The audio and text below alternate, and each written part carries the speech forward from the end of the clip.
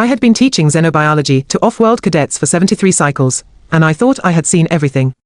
Thought I understood every species that crawled, slithered, or floated through this miserable corner of the galaxy.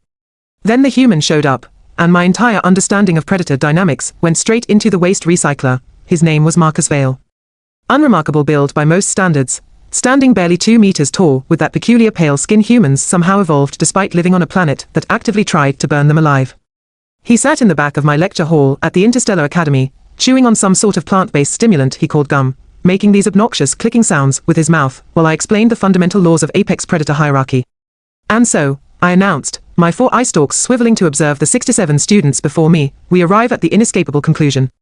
No sentient species can successfully hunt a confirmed apex predator in its native environment without technological assistance. It is simply impossible. The biological advantages are too significant. Click. Click. Pop. That infernal noise from the human's jaw. You disagree, Cadet Vale? I asked, my voice dripping with the sarcasm my species had perfected over millennia of dealing with younger races who thought they knew better. He stopped chewing. Looked up at me with those disturbingly forward-facing eyes that evolution had given his kind for tracking prey. There was something almost predatory in that gaze, which should have been my first warning. Not disagreeing, Professor Krill. Just thinking that maybe, the rules are different depending on who's doing the hunting. The class erupted in a chittering mix of laughter and hissing from various respiratory systems. A Valkyrian in the third row made a gesture that translated roughly to, "this idiot," in 17 different languages simultaneously. Different rules, I repeated, my voice flat. I see. Perhaps you would like to demonstrate these different rules, Cadet. I was joking, obviously. The final exam for my course required students to successfully track and document a Class 3 predator, something equivalently dangerous to what humans might call a wolf or a large shark. Challenging, but manageable with proper preparation and a particle stun rifle, Marcus shrugged, that peculiar human gesture that could mean anything from acceptance to challenge depending on context. Sure, Professor. I'll do one better. Give me 3 days in the Vortak Preserve, no weapons except what I can make, and I'll bring back proof of a successful hunt. The classroom went silent. Dead silent. The kind of silence that happens right before someone does something monumentally stupid, and everyone else realizes they're about to witness it. The Vortak Preserve housed 3 confirmed apex species. 3. The Razorfin Serpent, a 40-meter aquatic nightmare with venom that could dissolve metal. The Dusk Render, a 6-legged ambush predator that had killed 2 research teams before we stopped sending them in. And the Crimson Monarch, a flying terror that hunted in packs and had never, not once, been successfully documented by anyone who lived to tell about it. You cannot be serious, I said, my eye stalks contracting in what my species does when confronted with dangerous levels of stupidity. Those creatures would kill you in minutes. The Dusk Render alone has a success rate of 98% on first strike attacks. The Razorfin Serpent can detect electromagnetic signatures from 3 kilometers away. The Crimson Monarch, well, no one who has encountered it has survived long enough to complete a report. So is that a yes? Marcus asked, grinning in that unnerving way humans do when they're either supremely confident or completely insane. Possibly both. I should have said no. Should have laughed it off, given him a failing grade for dangerous overconfidence, and moved on with my carefully planned curriculum. But 73 cycles of teaching had made me bitter, and I wanted to see this arrogant mammal learn a lesson about respecting the natural order. Fine, I said. 3 days. No technological weapons. If you survive, and that is a significant if, you will receive full marks. When you fail, and you will fail, you will write a 5,000-word essay on why apex predators are called apex predators. Deal, Marcus said, extending his hand in that bizarre human greeting ritual that involves touching appendages with strangers. I stared at his hand. Considered the implications. Then touched it briefly with my primary manipulator, sealing what I was certain would be a very short and very educational experience for everyone involved. The next morning, I stood at the entrance to the Vortak Preserve with 3 hovercams and a medical extraction team on standby. Marcus arrived wearing nothing but basic clothing, a length of cord, and a blade he had apparently fashioned from sharpened stone the night before. That is your equipment? I asked, incredulous. Too much, he replied, weighing the stone knife in his hand. I could leave the cord if it makes it more interesting. Just try not to die in a way that creates excessive paperwork, I muttered, activating the hovercams. They would follow him, recording everything, broadcasting to the entire academy. By now, word had spread. Every student, every professor, every administrator with clearance was watching. Marcus stepped through the energy barrier that marked the preserve boundary, and I settled into wait. Estimated survival time, based on previous and authorized entries, was approximately 4 hours, before encountering something deadly. After that, maybe 30 minutes before requiring emergency extraction. I gave him 2 hours, tops. The first hour was boring. Marcus moved through the preserve like he belonged there, studying tracks, testing the wind with a wetted finger, occasionally stopping to examine plant life. The Valkyrian students were already making jokes about human incompetence. One suggested we should just retrieve the body now and save time. Hour 2 got interesting. Marcus found a razorfin pool. These were marked with warning beacons specifically, because the serpents could sense vibrations through water from extraordinary distances. Standard protocol was to avoid them entirely, move around the edges, never engage. Marcus walked right up to the edge, crouched down, and started doing something with the stone knife and a length of vine he had harvested. He was making, if my eyes were functioning correctly, a fishing line. With a hook. Carved from bone he must have found earlier. Is he actually trying to fish for a razorfin serpent? Professor Thex 9 asked over the observation channel, his mechanical voice crackling with disbelief. Apparently, I replied, watching the feed with a growing sense of dread. Marcus cast the line into the water. Waited. The hovercams picked up movement beneath the surface, something massive circling in the depths. The razorfin had detected him, was coming to investigate this strange electromagnetic signature at the water's edge. Extract him, Thex 9 said urgently. Extract him now before it strikes. Wait, I said, though I wasn't sure why. The razorfin burst from the water, jaws wide enough to swallow a ground transport whole, fangs glistening with that horrifying dissolving venom. Marcus moved. Not away. Toward. He grabbed a low branch with one hand, swung his body sideways as the serpent's strike passed beneath him close enough to tear his pant leg, and as the creature's head followed through with the momentum of its attack, Marcus landed on its back, just behind the skull. What happened next violated several fundamental principles of predator-prey dynamics. The human wrapped his legs around the serpent's body, secured his grip with one hand, and with the other, began repeatedly stabbing the stone knife into a specific spot, just behind the creature's cranial ridge. Not random strikes. Precise, calculated, targeting the neural cluster that controlled motor function. The razorfin went berserk. Thrashed. Dove back into the water, pulling Marcus under. The hovercams tracked them beneath the surface, showing a violent struggle that by all rights, should have ended with a dead human in about 15 seconds. 30 seconds passed. 45. 1 minute, the water went still. He's dead, someone whispered over the channel. No one can hold their breath that long while fighting a razorfin.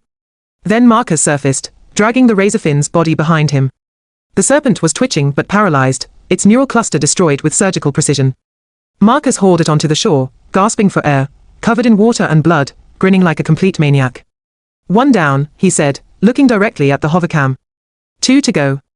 I sat there, all 4 eye stalks focused on the screen, trying to process what I had just witnessed. Professor Krill, my teaching assistant, said quietly. I think we might have made a terrible mistake. I did not respond. Could not respond. Because Marcus was already moving deeper into the preserve, toward Dusk Render territory, and something in the way he walked had changed. He was not moving like prey anymore. He was moving like something else entirely. Something that had been waiting a very long time to remind the galaxy of a very old, very important lesson about Earth's apex predator. The lesson had nothing to do with claws, or venom, or fangs, or wings. It had everything to do with why humanity had climbed to the top of their food chain despite being slower, weaker, and more fragile than almost everything that wanted to eat them. I was about to learn that lesson the hard way. We all were. Hour 3, and Marcus Vale had officially broken every survival metric we had ever established for the Vortak Preserve. He was not just alive. He was thriving. Moving through apex predator territory like he owned the place, and the worst part, the absolutely terrifying part, was that he looked completely calm about it. The Dusk Render territory began at the Obsidian Ridge, where the volcanic soil turned everything black and the plant life grew thick enough to hide a transport ship. These predators were ambush hunters, patient, intelligent, capable of remaining motionless for days until prey wandered into strike range. Their 6 legs ended in talons that could punch through battle armor. Their sensory organs could detect heartbeats from 50 meters away. Standard doctrine was simple. Do not enter Dusk Render territory. Ever. For any reason. 3 research teams had tried. 3 research teams had been recovered in pieces. Marcus walked right in, trailing the paralyzed razorfin behind him on a makeshift sled constructed from branches and vine. He was using it as bait. The absolute madman was using a 40-meter apex predator as bait to catch another apex predator. Someone stop him, Professor Thex 9 said over the channel, though his voice lacked conviction. This is going to end in disaster. You think, replied Professor Yalta, a Christian who had been studying predator behavior for 2 centuries. Look at his posture. Look at the way he is scanning the environment. That is not prey behavior. That is hunter behavior. Apex hunter behavior. I watched through the hovercam feed as Marcus stopped in a small clearing, positioned the Razorfin corpse in the center, then did something completely unexpected. He climbed a tree. Not to escape. To observe. He settled into a branch fork about 15 meters up, stone knife in one hand, that ridiculous cord wrapped around the other, and simply waited. 10 minutes passed. 20. The other professors started getting impatient, suggesting maybe the Dusk Renders were not in this sector, maybe we should move the observation to a different area. Then Marcus smiled. Actually smiled. He knows, I whispered. He knows it is there. The Dusk Render materialized from the shadows like smoke becoming solid. 3 meters tall at the shoulder, mottled black and grey skin that absorbed light, 6 legs moving with absolute silence despite weighing easily 2 tons. It approached the Razorfin corpse cautiously, sensory organs extended, checking for threats. It did not look up. Why would it? Nothing hunted Dusk Renders. They were the ambush predators, the patient killers, the nightmare that waited in darkness.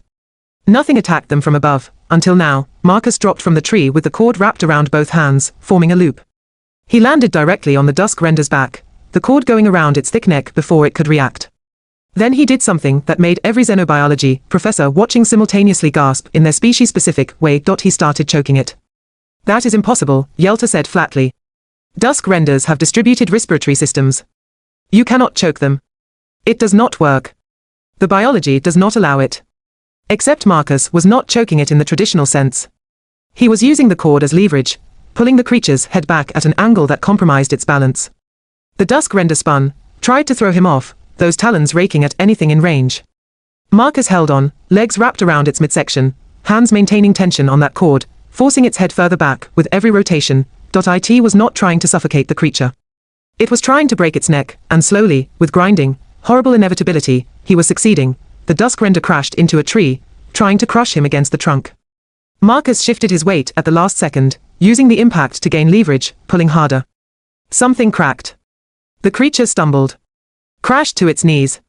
Made a sound like tearing metal and went still. Marcus released the cord, rolled off the body, landed in a crouch, breathing hard, but otherwise uninjured. He looked up at the hovercam again, that same insane grin spreading across his face. 2 down, he said between breaths. Where do I find the flying ones? The observation room had gone completely silent. 67 students staring at screens. 15 professors watching feeds with expressions ranging from shock to existential horror. My teaching assistant had started making a religious gesture, his species used when confronting the impossible. He cannot be serious, I said, though the words felt hollow even as I spoke them. The Crimson Monarchs hunt in packs. They coordinate attacks with tactical precision. They have never been successfully documented, because nothing survives long enough to document them. Professor, my assistant said quietly. I do not think he is hunting them to document them. Then what is he doing?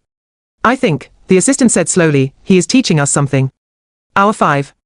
Marcus had located the Crimson Monarch nesting site by following territorial markers only an experienced tracker would recognize. He stood at the base of a cliff face, looking up at dozens of caves where the pack made their home. The creatures were already aware of him. We could see them through thermal imaging, moving in the shadows, communicating through ultrasonic frequencies our equipment could barely detect. 37 individuals. Each one capable of lifting prey twice their body weight. Each one equipped with talons designed for precision strikes, and beaks that could crack bone with minimal effort. They hunted together, coordinated like a military unit, overwhelmed prey through superior numbers and tactical positioning. Marcus had 1 stone knife and approximately 0 chance of survival. He cupped his hands around his mouth and made a sound. A call. Challenging. The kind of sound prey does not make, the Crimson Monarchs responded. Not with caution. With rage. They exploded from the caves like crimson lightning, wings spreading, diving toward this thing that dared challenge them in their own territory. Marcus ran. Finally. Sprinted toward the tree line where the forest grew dense, branches creating a canopy that would limit aerial maneuverability. The Monarchs followed, screeching their hunting calls, closing the distance with terrifying speed. He disappeared into the forest. They followed. The hovercam struggled to track movement through the thick canopy, catching only glimpses. A flash of crimson. Marcus rolling under a diving strike. A Monarch slamming into a tree trunk with bone-breaking force. He is using the environment, Yelta breathed. Making them chase him through terrain that negates their advantages. But it was more than that. Every time a Monarch dove at him, Marcus was positioned near some obstacle. A low branch. A narrow gap between trees. A ravine edge. The creatures were fast, were deadly, were perfect aerial hunters in open sky. In dense forest, they were just birds. Dangerous birds, but birds nonetheless. And birds could make mistakes. Point 1 dove too aggressively, got its wing caught in branches, hung there struggling. Marcus was on it in seconds, that stone knife finding the major blood vessel in its neck with surgical precision. It made a single sound and went still. Point 2 more came at him from different angles. He grabbed a vine, swung between them, let their momentum carry them past. They collided mid-air, tangled, fell. He was waiting when they hit the ground. The pack realized they were losing. Started to withdraw. Regroup. Reassess this threat that should not exist. Marcus did not let them. He pursued. Pressed the advantage. Used every trick evolution had given humanity for persistence hunting. He was not faster than them. Not stronger. Not equipped with natural weapons. But he was relentless. Patient. Strategic. He turned their own coordination against them, forced them into terrain where numbers meant congestion, where their greatest advantage became a liability. BYR7, 5 Crimson Monarchs lay dead.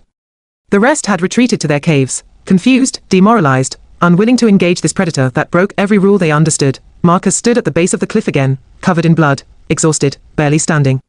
He looked up at the caves where the surviving monarchs watched him with what could only be described as fear. 3 species, he said to the hovercam. 3 apex predators. And they are the ones begging for mercy now. He turned and started walking toward the preserve exit. Behind him, the Crimson Monarchs did not follow. Did not attack.